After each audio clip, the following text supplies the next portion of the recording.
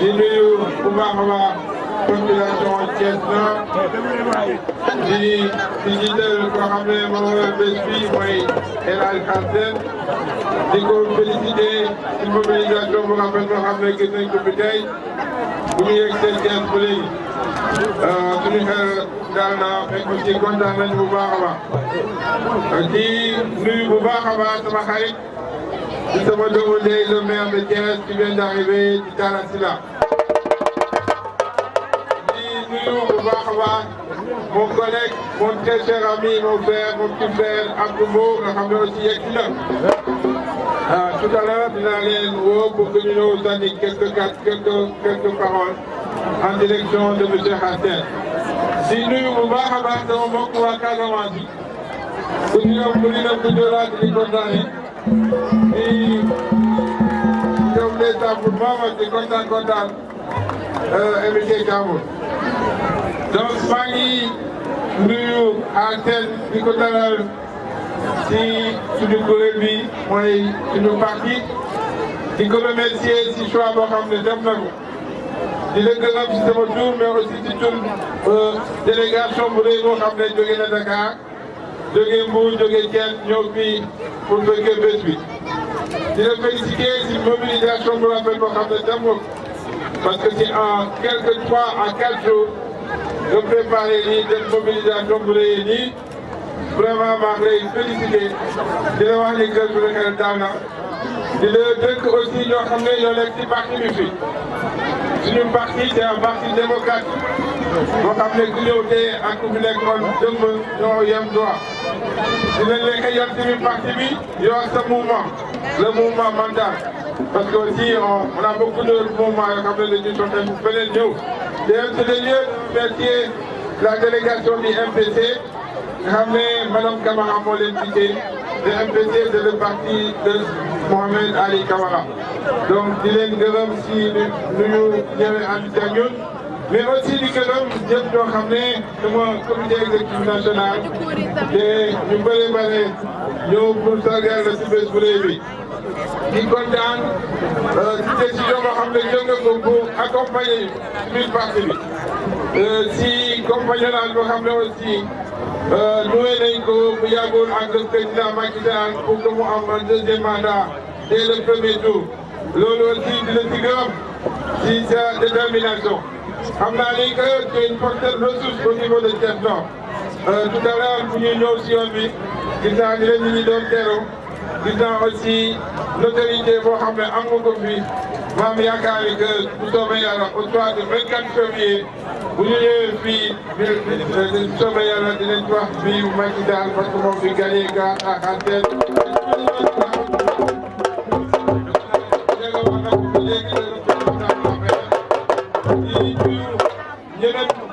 yeneen responsable yu Benno Bokk Yaakaar yoo xam ne fekk nañ leen fii waa parti socialiste waa AFP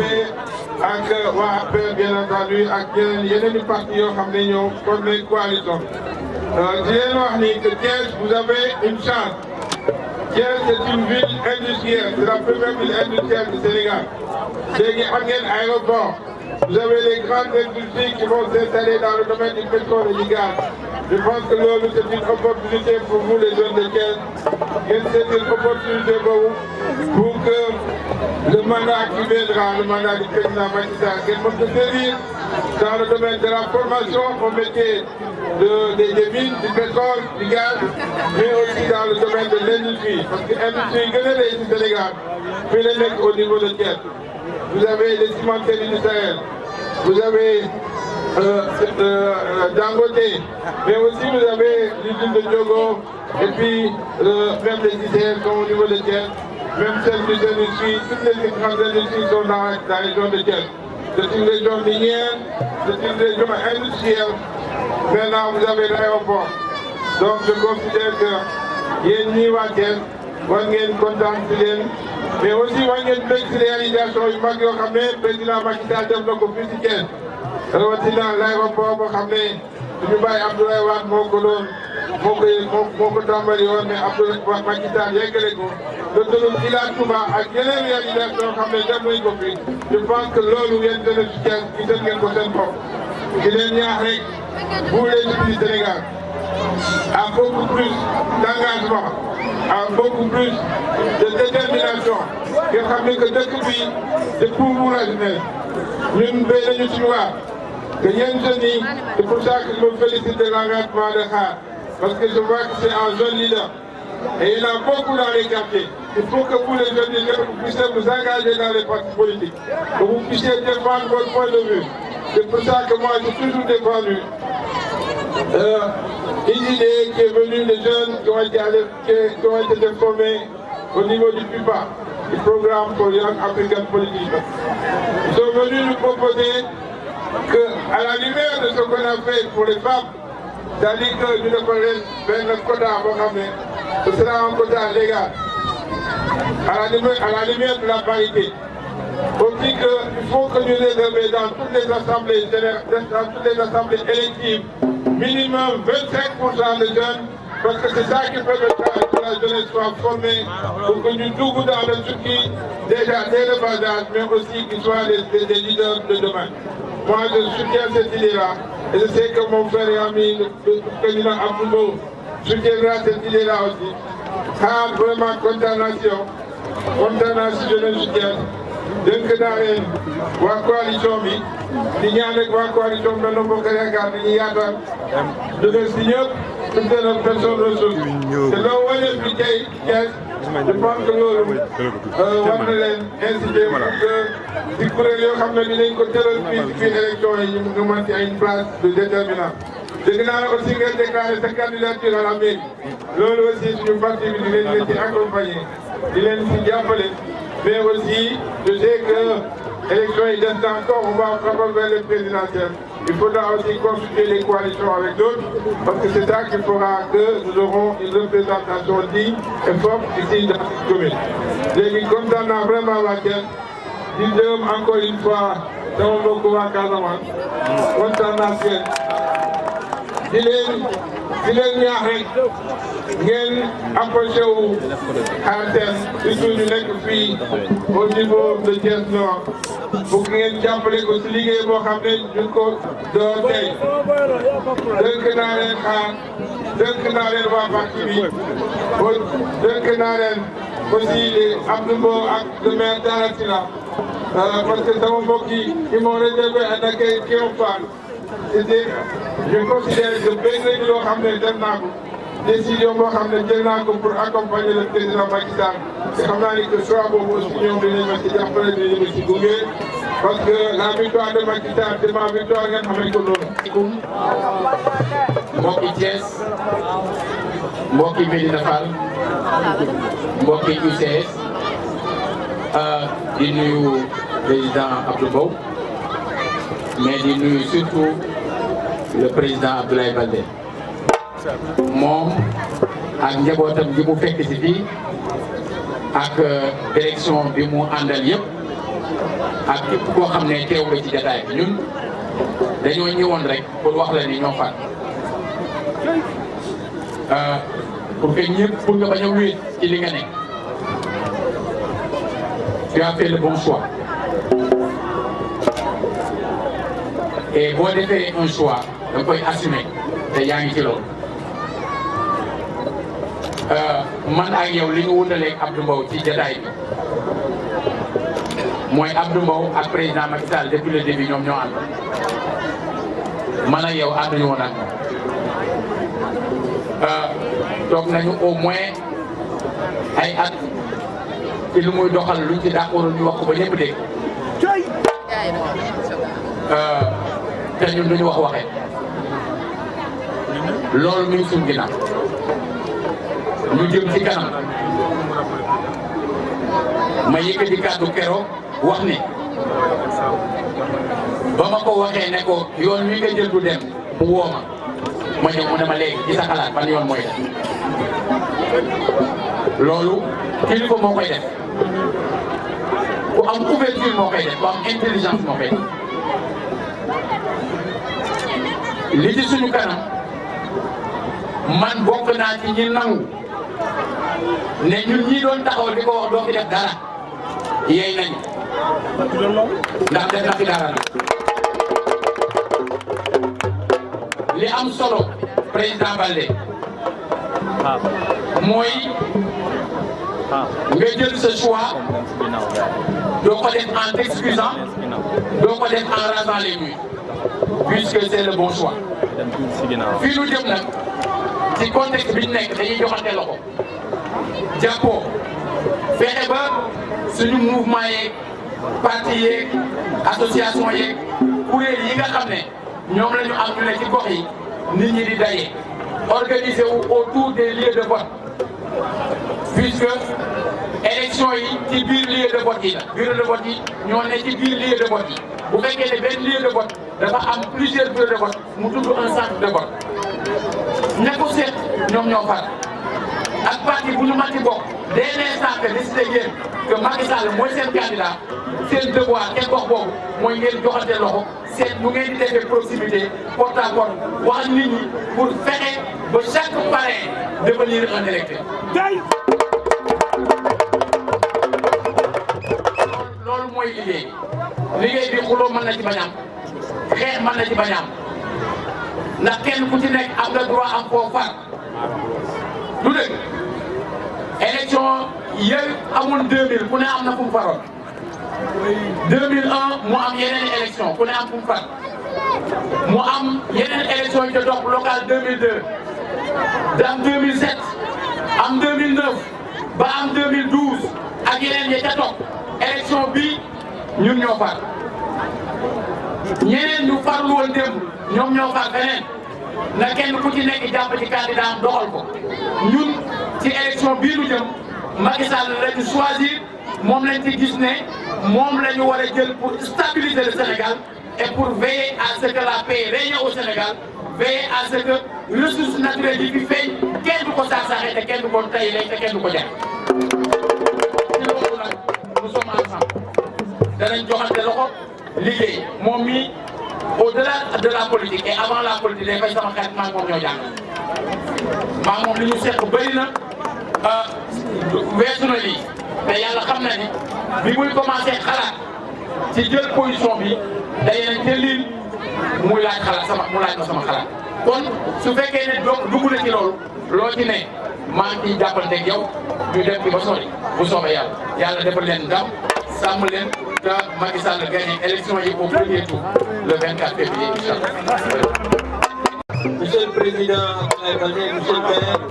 responsable yi fi nekk yëpp maa ngi leen di nuyu muy yu nekk Benno Bokk Yaakaar nekk APR di félicité xaar di wax rek ne li ñu wax amoo li ma ci mën a teg lu dul dëgg la ñoo fan tay nit nag suñu paree dañu koy wane looloo tax malgré que calendrier bi xat na chargé na moom sànq bi muy ñëw résidence la Dior bi ñu fekk ci benn cérémonie mais malgré tout ça dañ fa bàyyi lépp ñëw pour que war la ne li ngay def defaloo ko sa bopp te damay wax nit ñi ci dëkk fii surtout ñu nekk ay responsable ci dëkk bi ñu xam ne surtout nag waa Alliance pour la République Abdoulaye Baldé mënu fi nekk conseil municipal mënu fi nekk conseil départemental mënu fay nekk maire mënu fay falu dara ci dëkk donc lépp lu mu fiy defe mu nekk voix boo xam ne dafay ñëw ci coalition Benno Bokk Yaakaar majorité présidentielle ñun ñi dëkk ci dëkk bi la koy def donc dañuy wax ne Olof Njaay loolu lay wax su ñuy góori mbaam bu tan góore woon moo cay ëpp say ndax nag mbaam moom bu jeexalee ay fanam tan moo cay ëpple donc ñun li ngay def nii ñoo la ci war a jiitu fekk la ci ànd ceeg yow te boo demee bàyyi bi maa ngi sant ñëpp di gërëm ñëpp wasalaam. gannaaw ba ñu sante yàlla julli ci yonent bi di sant suñuy ñaari waajur ñu ngi sant ñi nga xamante ni si nii teew nañ fi yëpp parce que ñi nga xamante ni si nii ñëw nañ fi yëpp ak délégation yi fi ñëw yëpp gis naa leen xëy na nag temps bi moom moo xat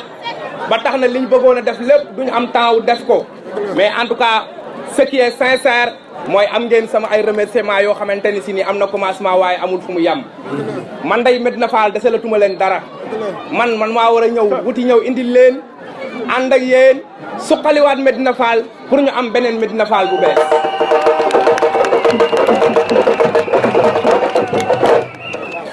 tey jii nag da ngeen a war na xam ne El Hadji Khar Sène dafa changé casquette mu ngi doon liggéey ak le mouvement mental ba tey jii mu ñëw bëgg koo lancé waaye nag tey jii dama ci ànd ak sama président sama xarit suma bras droit suma lépp muy monsieur Abdoulaye Baldé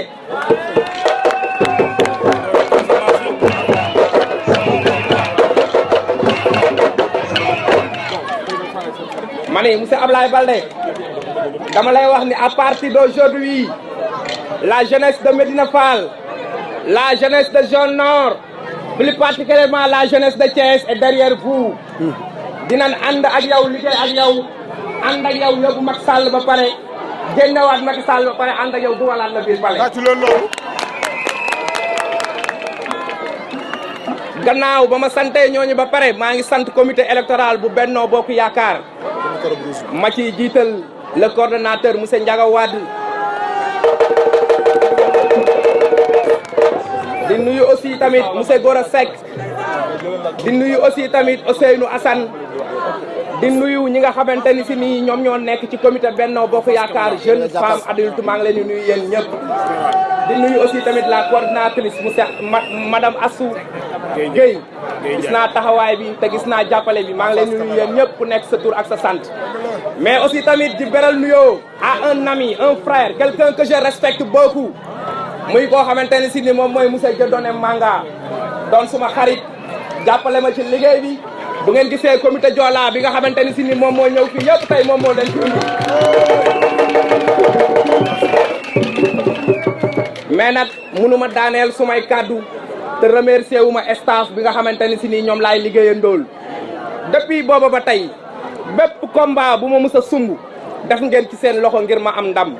lépp loo xamante ni si nii maa ngi koy def yéen a ngi ma ciy jàppale ngir man ma raw kon très franchement maa ngi leen di nuyu maa ngi leen di dénkaat sama bopp di dénk sama bopp waa Médina Fall di leen wax aussi tamit ni leen lii lu bees luy soog a commencé la mais incha allahu on va implanter Mental et ICS partout à Thiès.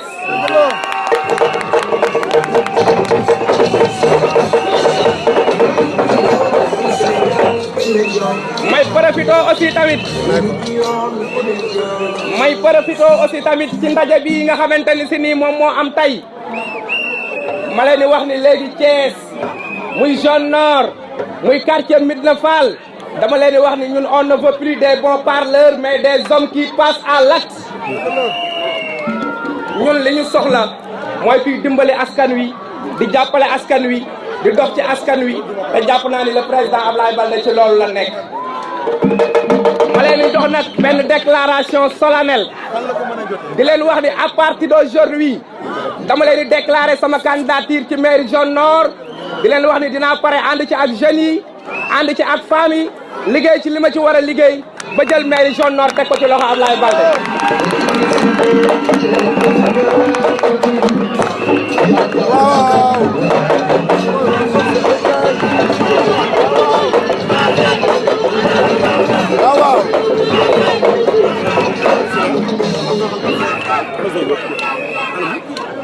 waaye nag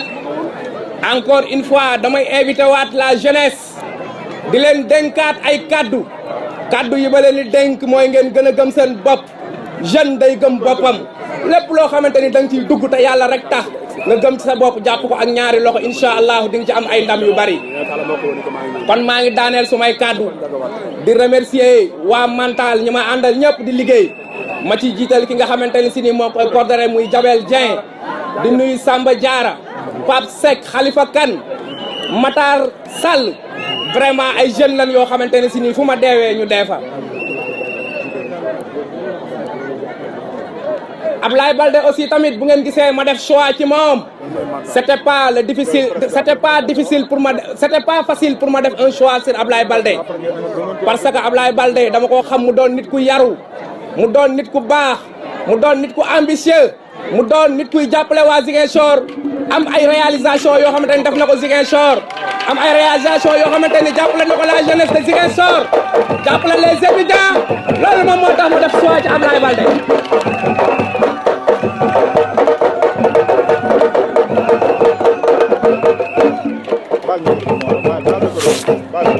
beneen bi aussi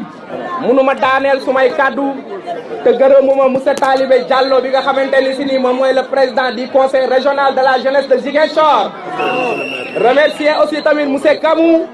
remercier El Hadj remercier ñi nga xamante ni si nii ñoom ñooy staffu Abdoulaye Baldé yëpp waaye nag damay tàllalaat samay loxo waa ICS bi nga xamante ni ñoom ñoo nekk Thiès delluwaat di leen wax ni am ngeen ndaw bu dolli ku ci seeni ndaw ndaw boo xamante ni ñëwul pour xëccoo ak yéen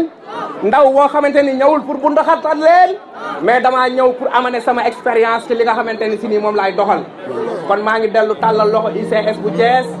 régional communal départemental di leen wax ni yéen ñëpp maa ngi leen di tàllal loxo ngeen ñëw waaye aussi maa ngi remercier suma xarit Bassirou Seye gis naa taxawaay bi nga xamante ni am na ko waaye nag je ne peux pas terminer mes paroles sans remercier mon ami mon frère de cœur et de sang monsieur Cheikh Ndoye que je respecte beaucoup vraiment affaire bi fu mu toll moom la moo may jàppale samay gan moo leen di installé këram vraiment Cheikh Ndoye aw ma sa fay maa ngi lay gërëm maa ngi lay sant jeunesse zone nord bég na ci yow jeunesse Ngent bég na ci yow vraiment je suis très satisfait de vous maa ngi gërëm aussi tamit mon ami mon frère Ousmane Diop Ousmane c'est un combattant boo xamante ni si nii kenn dootu ko laajte biir Thiès Ousmane say jaloore feeñ na fii zone nord feeñ na ci France feeñ na ci Palestine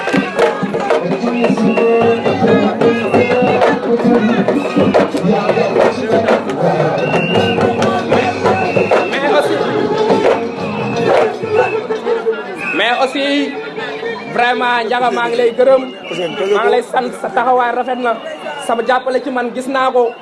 Gora Seck nag moom duma ko gërëm parce que c'est un grand frère que je respecte beaucoup madame Assoulay maa ngi lay remercier mais je ne termine pas mes paroles sans remercier mes amis d'enfance je peux nommer Gora Sall di nuyu Pape Mbodj Arma Diouf mi nga xamante ni si ni moom moo taxaw ci sama kanam di nuyu tamit Ousmane Kane gis naa jàppale bi remercier tamit sama géwlu bopp di sama xarit koo xamante ni depuis ba ma dooree ba tey en 2004 mu ngi may accompagner muy Lamine Fall vraiment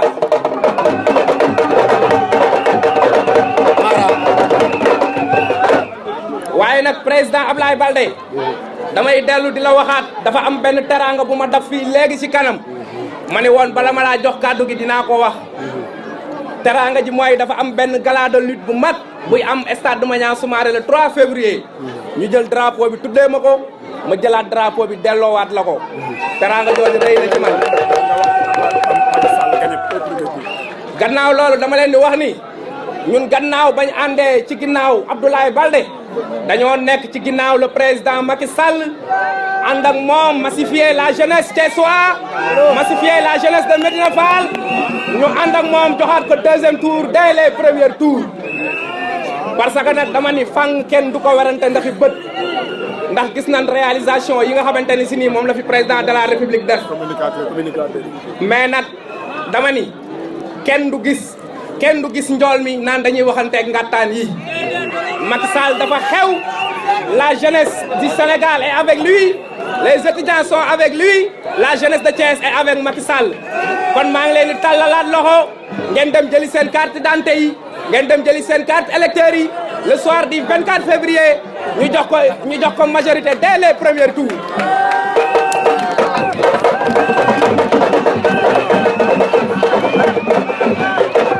waaye nag fi may daaneelee samay kàddu ci ñaar di gërëm ñi nga xamante ne si nii ñoo may mobiliser ñëpp